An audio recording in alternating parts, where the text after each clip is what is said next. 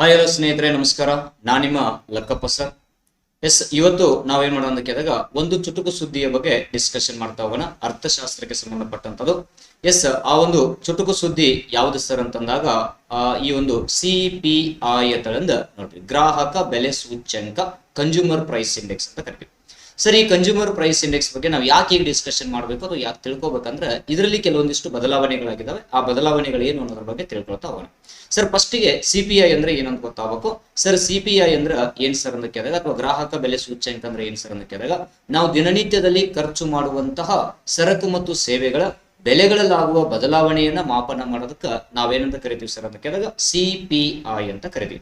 Right sir, ನಾವು ದಿನನಿತ್ಯ ಖರ್ಚು ಮಾಡುವಂತ ಸರಕು ಮತ್ತು ಸೇವೆಗಳಂದ್ರೆ ಯಾವ, ಆಹಾರ ಆಗಿರ್ಬೋದು, ಬಟ್ಟೆ ಆಗಿರ್ಬೋದು, ಚಪ್ಪಲಿ ಆಗಿರ್ಬೋದು, ತರಕಾರಿ ಆಗಿರ್ಬೋದು, ಈ ರೀತಿ ಲಾಟ್ ಆಫ್ ಥಿಂಗ್ಸ್ ಮೇಲೆ ನಾವು ಖರ್ಚು ಮಾಡ್ತೀವಿ. ಆ ಖರ್ಚು ಮಾಡಿರುವಂತಹ ಸರಕು ಮತ್ತು ಸೇವೆಗಳ ಬೆಲೆಗಳಲ್ಲಾಗುವಂತ ಬದಲಾವಣೆಯನ್ನ CPI ಅಂತ ಕರಿತೀವಿ. ರೈಟ್ ಸರ್, ಈಗ ನೋಡಿ, ಇಲ್ಲೊಂದು ಇದಕ್ಕೆ ಡೆಫಿನೇಷನ್ ಏನ್ ಬರುತ್ತೆ ಅಂತ ಕೇಳಿದಾಗ, ಗ್ರಾಹಕ ಬೆಲೆ ಸೂಚ್ಯಂಕವು ನಿರ್ದಿಷ್ಟ ಗುಂಪಿನ ಜನರು ಬಳಸುವ ಸರಕು ಮತ್ತು ಸೇವೆಗಳ ಚಿಲ್ಲರೆ ಬೆಲೆಗಳಲ್ಲಾಗುವ ಬದಲಾವಣೆಯನ್ನ ಮಾಪನ ಮಾಡುತ್ತದೆ ಅಂತ ಕರಿತೀವಿ. ರೈಟ್ ಅಂದ್ರೆ ಈಗ ನಾವು ತರಕಾರಿಗಳಾಗಿರ್ಬೋದು, ಬಟ್ಟೆಗಳಾಗಿರ್ಬೋದು, ಈ ರೀತಿ ತಗೋತೀವಲ್ಲ, ಈ ಒಂದು ಸರಕು ಸೇವೆಗಳ ಬೆಲೆಗಳಲ್ಲಾಗುವ ಬದಲಾವಣೆಯನ್ನ ಮಾಪನ ಮಾಡೋದಕ್ಕೆ ನಾವೇನಂತ ಕರಿತೀವಿ ಅಂತ ಕೇಳಿದಾಗ CPI ಅಂತ ಕರಿತೀವಿ. ಅಥವಾ ದಿನನಿತ್ಯದ ಜೀವನದಲ್ಲಿ ಬೇಕಾಗಿರುವಂತಹ ಸರಕುಗಳ ಬೆಲೆಗಳ ಬದಲಾವಣೆಯನ್ನ ಮಾಪನ ಮಾಡೋದು CPI. ರೈಟ್ ಸರಿ, ಈ ಒಂದು CPI ಅಂತ ಬಂದಾಗ ಈ CPI ಅನ್ನ ಯಾರು ಬಿಡುಗಡೆ ಮಾಡ್ತಾರೆ ಅಂತ ಕೇಳಿದಾಗ ಕಾರ್ಮಿಕ ಬ್ಯೂರೋ ಮತ್ತು ಕೇಂದ್ರೀಯ ಸಾಂಖ್ಯಿಕ ಕಚೇರಿ ಬಿಡುಗಡೆ ಮಾಡುತ್ತೆ.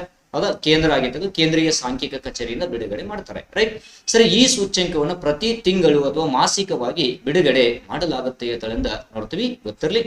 ರೈಟ್ ಸರ್, ಈ ಒಂದು CPI ಅನ್ನ ಬಿಡುಗಡೆ ಮಾಡ್ತಾರೆ ಅನ್ನೋದಾದ್ರೆ ಯಾಕೆ ಬಿಡುಗಡೆ ಮಾಡ್ತಾರೆ ಅನ್ನೋದಾದ್ರೆ, ಕಾರ್ಮಿಕರ ವೇತನ ಮತ್ತು ಭತ್ಯೆಗಳನ್ನ ನಿರ್ಧಾರ ಮಾಡಲು ಇದನ್ನ ಬಿಡುಗಡೆ ಮಾಡ್ತಾರೆ. ಕಾರ್ಮಿಕರ ವೇತನ ಮತ್ತು ಭತ್ಯೆಗಳು ಅಂದ್ರೆ ನೌಕರರ ವೇತನ ಮತ್ತು ಭತ್ಯೆಗಳು. ಈಗ ನಾನೊಬ್ಬ ಕಾರ್ಮಿಕ, ನಾ ದುಡಿದಿರ್ತಕ್ಕಂಥ ಪೇಮೆಂಟ್ ನನ್ನ ಒಂದು ವಸತಿಗೆ ಆಗಿರ್ಬೋದು, ಬಟ್ಟೆಗೆ ಆಗಿರ್ಬೋದು, ಪಾದರಕ್ಷೆಗೆ ಆಗಿರ್ಬೋದು, ಇನ್ನೊಂದು ಆಹಾರಕ್ಕಾಗಿರ್ಬೋದು ಸಾಕಾಗತ್ತೋ ಇಲ್ಲೋ ಅಂತ ಮಾಡ್ತಾರೆ. ನನಗೆ ಬರುವಂತ ಪೇಮೆಂಟ್ ಸಾಕಾಗ್ತಿತ್ತು ಅಂದ್ರೆ ಎಸ್, ನೋ ಪ್ರಾಬ್ಲಮ್.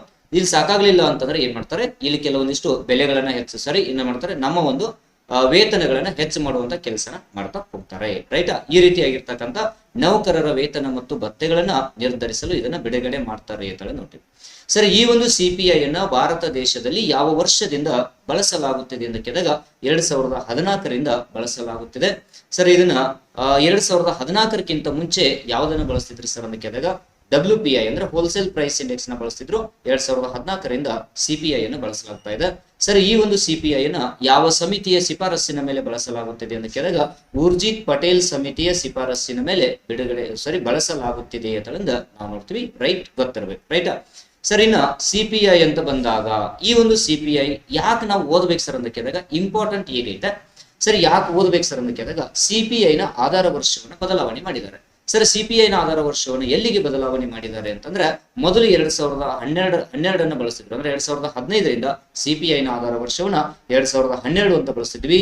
ಈಗ 2025ರಲ್ಲಿ CPI ನ ಆಧಾರ ವರ್ಷವನ್ನ 2012ರಿಂದ 2024ಕ್ಕೆ ಬದಲಾಯಿಸಲಾಗಿದೆ. ಸರಿ, ಈ ಒಂದು CPI ನ ಆಧಾರ ವರ್ಷ 2026 ಫೆಬ್ರವರಿ 12ರಿಂದ ಜಾರಿಗೆ ಬಂದಿದೆ ಅಂತ ನೋಡ್ತೀವಿ. CPI ನ ಆಧಾರ ವರ್ಷ 2024, ಇದು 2026 ಫೆಬ್ರವರಿ 12ರಿಂದ ಜಾರಿಗೆ ಬಂದಿರುತ್ತದೆ ಅಂತಂದ ನಾವಿಲ್ಲಿ ನೋಡ್ತೀವಿ. ರೈಟ್, ಇನ್ನ ಸರಿ, ಇಲ್ಲಿ ಏನಾಗಿದೆ ಅಂತ ಕೇಳಿದಾಗ 2012ರ ಆಧಾರ ವರ್ಷದ CPI ನಲ್ಲಿ ಒಟ್ಟು 299 ಸರಕುಗಳು ಮತ್ತು ಸೇವೆಗಳು ಇದ್ದವು. ಅವುಗಳನ್ನ 6 ಗುಂಪುಗಳಾಗಿ ವಿಂಗಡಣೆಯನ್ನ ಮಾಡಲಾಗಿತ್ತು. ಆದ್ರೆ 2024ರ ಆಧಾರ ವರ್ಷದ CPI ನಲ್ಲಿ ಒಟ್ಟು 358 ಸರಕು ಮತ್ತು ಸೇವೆಗಳಿದಾವೆ. ಮತ್ತ ಇವುಗಳನ್ನ 12 ಗುಂಪುಗಳಾಗಿ ಡಿವೈಡ್ ಮಾಡಲಾಗಿದೆ ಅಂತ ನೋಡ್ತೀವಿ. ಮೊದಲು ಎಷ್ಟಿದ್ದು 2012ರ ಪ್ರಕಾರ 299 ಸರಕುಗಳಿದ್ದು 6 ಗುಂಪುಗಳಾಗಿ ಡಿವೈಡ್ ಮಾಡಿದ್ರು. ಈಗ 2024ರ ಪ್ರಕಾರ 358 ಸರಕು ಮತ್ತು ಸೇವೆಗಳಿದಾವೆ. ಇವುಗಳನ್ನ 12 ಗುಂಪುಗಳಾಗಿ ವಿಂಗಡಿಸಲಾಗಿದೆ.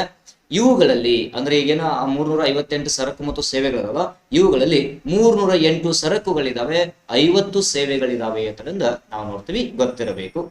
ರೈಟ್ ಸರ್, ಮತ್ತೆ ಏನೇನು ಮೇಜರ್ ಬದಲಾವಣೆಗಳಾಗಿದಾವೆ ಸರ್ ಅಂತ ನೋಡೋದಾದ್ರೆ ನೋಡ್ರಿ, ಈಗ CPI 2012 ವರ್ಸಸ್ CPI 2024 ಏನೇನು ಬದಲಾವಣೆಗಳಾಗಿದಾವೆ ಅನ್ನೋದನ್ನ ನೋಡ್ತಾ ಹೋಗೋಣ. ಸರ್, ಮುಖ್ಯವಾಗಿ ಇಲ್ಲಿ ಏನದ ಒಂದು ಕೇಳಿದಾಗ ಆಹಾರ ಮತ್ತು ಪಾನೀಯಗಳು ಏನು 12 ಗುಂಪುಗಳಾಗಲ್ಲ, ಆ 12 ಗುಂಪುಗಳಲ್ಲಿ ಒಂದೊಂದಾಗಿ ನೋಡೋಣ. ಇಲ್ಲಿ ಒಂದು ಯಾವ ಸರ್ ಅಂತ ಕೇಳಿದಾಗ ಆಹಾರ ಮತ್ತು ಪಾನೀಯಗಳು ಅಂತ ಕರಿತಾರೆ. 2012ರಲ್ಲಿ ಆಹಾರ ಮತ್ತು ಪಾನೀಯಗಳ ಪಾಲು ಎಷ್ಟಿತ್ತು ಸರ್ ಅಂತ ಕೇಳಿದಾಗ ಇಲ್ಲಿ 45.86ರಷ್ಟು ಇತ್ತು. ಈಗ 2024ರಲ್ಲಿ ಇದನ್ನ 36.75ಕ್ಕೆ ಕಡಿಮೆ ಮಾಡಲಾಗಿದೆ, ಅಂದ್ರೆ ಇಳಿಕೆ ಆಗಿದೆ ಅಂತ ಕರೀತೀವಿ. ಯಾಕಂದ್ರೆ ಸರ್ ಇವತ್ತು ಜನರು ಮೊದಲು ಆಹಾರದ ಮೇಲೆ ಜಾಸ್ತಿ ಖರ್ಚು ಮಾಡಿದ್ರು, ಈಗ ಆಹಾರದ ಜೊತೆಗೆ ಮತ್ತೆ ಬೇರೆ ಕೆಲವೊಂದಿಷ್ಟು ಸರಕು ಸೇವೆಗಳ ಮೇಲೆ ಹೆಚ್ಚಿನ ಖರ್ಚನ್ನ ಮಾಡ್ತಾ ಇದ್ದಾರೆ ಅನ್ನೋದನ್ನ ಪ್ರತಿನಿಧಿಸುತ್ತೆ ಈ ಒಂದು ವಿಷಯ. ಸರ್ ಇನ್ನು ಎರಡನೇದು ವಸತಿ ಅಂತ ಬರುತ್ತೆ. ಸರ್ ವಸತಿ ಬಂದಾಗ 2012ರ ಒಂದು CPI ನಲ್ಲಿ ಏನಿದೆ ಸರ್ ಅಂತ ಕೇಳಿದಾಗ ಹೌಸಿಂಗ್ ಅಂತಂದ ಒಂದು ಸಿಂಗಲ್ ಅಂಶವನ್ನ ಬಳಸ್ತಿದ್ರು ಮತ್ತೆ ಅದಕ್ಕೆ 10.7ರಷ್ಟು ತೂಕವನ್ನ ಕೊಡ್ತಿದ್ರು. ಈಗ ಏನ್ ಮಾಡಿದಾರೆ ಸರ್ ಅಂತ ಕೇಳಿದಾಗ 2024ರಲ್ಲಿ ಈ ಒಂದು ಹೌಸಿಂಗ್ ಜೊತೆಗೆ ಏನ್ ಮಾಡಿದಾರೆ ಅಂತ ಕೇಳಿದಾಗ housing, water, electricity, gas and other fuels ಅಂತಂದ ಇದನ್ನ ಬಳಸ್ತಾ ಇದ್ದಾರೆ. ಮತ್ತೆ ಇದಕ್ಕೆ ಪಾಲನ್ನ ಎಷ್ಟು ಕೊಟ್ಟಿದ್ದಾರೆ ಸರ್ ಅಂತ ಕೇಳಿದಾಗ 17.67ರಷ್ಟು ಪಾಲನ್ನ ಕೊಡಲಾಗಿದೆ. ಸರ್ ಇಲ್ಲಿ ಒಂದು ಅಂಶ ಏನ್ ಗೊತ್ತಿರ್ಬೇಕು ಸರ್ ಅಂತ ಕೇಳಿದಾಗ 2012ರಲ್ಲಿ ಏನ್ ಮಾಡ್ತಾರೆ ಸರ್ ಅಂತ ಕೇಳಿದಾಗ ಹೌಸಿಂಗ್ ಅಥವಾ ಡಿವೈಡ್ ಮಾಡ್ತಾರೆ, ಆಮೇಲೆ ಇಂಧನ ಮತ್ತು ಶಕ್ತಿ ಅಂತ ಇನ್ನೊಂದು ಮಾಡ್ತಿದ್ರು. ಈಗ 2024ರ CPI ನಲ್ಲಿ ಇಂಧನ ಮತ್ತು ಶಕ್ತಿ ಸರಕುಗಳು ಎಂಬ ಅಂಶವನ್ನ ವಸತಿ ಎಂಬ ಅಂಶದಲ್ಲಿ ಸೇರಿಸಲಾಗಿದೆ. ಹಾಗಾಗಿ ಏನಪ್ಪಾ ಅಂತ ಕೇಳಿದಾಗ ಇದನ್ನ ಏನ್ ಮಾಡಿದಾರೆ ಅಂತ ಕೇಳಿದಾಗ ಡಿವೈಡ್ ಮಾಡಿದ್ರು. ಮೊದಲು 2012ರಲ್ಲಿ CPI ನಲ್ಲಿ ಇದಕ್ಕೆ ಪ್ರತ್ಯೇಕ ಸ್ಥಾನ ನೀಡಲಾಗ್ತಿತ್ತು, ಬಟ್ ಈಗ ಅದನ್ನ ವಸತಿ ಅನ್ನುವಂತ ಅಂಶದಲ್ಲಿ ಏನ್ ಮಾಡಲಾಗಿದೆ ಸರ್ ಅಂತ ಕೇಳಿದಾಗ ಸೇರಿಸಲಾಗಿದೆ ಅಂತ ನೋಡ್ತೀವಿ. ರೈಟ್. ಸರಿ ನೋಡ್ರಿ, 2024ರ CPI ನಲ್ಲಿ ಸಾರಿಗೆ, ಮಾಹಿತಿ ಮತ್ತು ಸಂವಹನ, ಕ್ರೀಡೆ, ಮನರಂಜನೆ, ಕಲೆ, ಸಂಸ್ಕೃತಿ ಮುಂತಾದಂತವುಗಳನ್ನ ಹೊಸ ಅಂಶಗಳನ್ನ ಸೇರಿಸಿದ್ದಾರೆ. ಹೊಸ ಅಂಶಗಳನ್ನ ಸೇರಿಸೋದಷ್ಟೇ ಅಲ್ಲ, ಅವುಗಳಿಗೆ ಪ್ರತ್ಯೇಕ ಸ್ಥಾನವನ್ನ ಕೊಡಲಾಗಿದೆ ಅಥವಾ ಪ್ರತ್ಯೇಕ ಒಂದು ತೂಕವನ್ನು ಕೊಡಲಾಗಿದೆ. ಸಾರಿಗೆಗೆ 8.80, ಮಾಹಿತಿ ಮತ್ತು ಸಂವಹನಕ್ಕೆ ಇಲ್ಲಿ 3.61ರಷ್ಟು, ಕ್ರೀಡೆ, ಮನರಂಜನೆ, ಕಲೆ, ಸಂಸ್ಕೃತಿಗೆ 1.52ರಷ್ಟು ತೂಕವನ್ನು ಕೊಟ್ಟಿದ್ದಾರೆ. ಸರ್ ಒಂದು ಗೊತ್ತಿರ್ಬೇಕಿಲ್ಲೇ ಇಲ್ಲೇನು ಯಾವ್ದೊಂದು ಕೇಳಿದಾಗ ಮಾಹಿತಿ ಮತ್ತು ಸಂವಹನ ಅನ್ನುವಂಥ ಅಂಶವನ್ನ ಸೇರಿಸಿದಾರೋ ಇದರಲ್ಲಿ ಮತ್ತೆ ಬಹಳಷ್ಟು ಅಂಶಗಳು ಸೇರಿಸ್ತಾರೆ. ಒಂದು OTT ಅನ್ನು ಸೇರಿಸಿದ್ದಾರೆ, ಮೊಬೈಲ್ ರೀಚಾರ್ಜ್ ಅನ್ನು ಸೇರಿಸಿದ್ದಾರೆ, ನೆಕ್ಸ್ಟ್ ಮತ್ತೇನ್ ಸರ್ ಅಂತ ಕೇಳಿದಾಗ ಇಂಟರ್ನೆಟ್ ಅನ್ನೋಂಥ ಹೊಸ ಅಂಶಗಳನ್ನ ಸೇರ್ಪಡೆ ಮಾಡಿದ್ದಾರೆ. ರೈಟ್. ಓಕೆ, ಇವು ಹೊಸದಾಗಿ ಸೇರ್ಪಡೆ ಆದಂತವುಗಳು. ಇನ್ನು ನೆಕ್ಸ್ಟ್ ಬಂದ್ರಿ ಅಂತ ಕೇಳಿದಾಗ 2012ರ CPI ನಲ್ಲಿ ಆಹಾರದ ತೂಕಗಳು ಹೆಚ್ಚಾಗಿತ್ತು, ಅಂದ್ರೆ ಆಹಾರದ ತೂಕ ಹೆಚ್ಚಾಗಿತ್ತು. ನೆಕ್ಸ್ಟ್ ಏನಪ್ಪಾ ಅಂತ ಕೇಳಿದ್ರೆ ತಂಬಾಕು ಮತ್ತು ಮದ್ಯಪಾನಗಳು ಕಡಿಮೆ ತೂಕವನ್ನ ಹೊಂದಿದ್ವು ಅಂತ ನೋಡ್ತೀವಿ. ಅಂದ್ರೆ ಆಹಾರದ ಮೇಲೆ ಜಾಸ್ತಿ ಹೆಚ್ಚು ಖರ್ಚು ಮಾಡ್ತಿದ್ರು, ಈಗ ಏನ್ ಮಾಡ್ತಾರೆ ಅಂತ ಕೇಳಿದ್ರೆ ತಂಬಾಕು ಮತ್ತು ಮದ್ಯಪಾನಗಳ ಮೇಲೆ ಕಡಿಮೆ ಖರ್ಚನ್ನ ಮಾಡ್ತಿದ್ರು 2012ರ CPI ನ ಪ್ರಕಾರ. ಬಟ್ ಈಗ 2024ರ CPI ನ ಪ್ರಕಾರ ಆಹಾರದ ಮೇಲೆ ಜನ ಖರ್ಚು ಮಾಡ್ತಾರೆ, ಹೆಚ್ಚು ಖರ್ಚು ಮಾಡ್ತಾರೆ.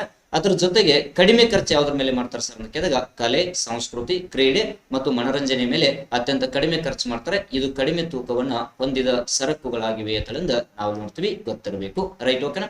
ಈ ನೆಕ್ಸ್ಟ್ ನೋಡ್ರಿ, 2012ರ CPI ನಲ್ಲಿ ಶಿಕ್ಷಣ, ಆರೋಗ್ಯ, ವೈಯಕ್ತಿಕ ಕಾಳಜಿ, ಸಾಮಾಜಿಕ ರಕ್ಷಣೆ ಮುಂತಾದ ಅಂಶಗಳನ್ನ ಇತರೆ ಅನ್ನುವಂತ ಅಂಶ ಅಥವಾ ಮಿಸ್ಲೇನಿಯಸ್ ಅನ್ನುವಂತ ಅಂಶದಲ್ಲಿ ಸೇರಿಸಿದ್ರು. 2012ರಾಗ ಶಿಕ್ಷಣ, ಆರೋಗ್ಯ, ವೈಯಕ್ತಿಕ ಕಾಳಜಿ, ಸಾಮಾಜಿಕ ರಕ್ಷಣೆ ಇವುಗಳನ್ನ ಇತರೆ ಅಥವಾ ಮಿಸ್ಲೇನಿಯಸ್ ಅನ್ನುವಂತ ಒಂದು ಅಂಶದಲ್ಲಿ ಸೇರಿಸ್ತಿದ್ರು.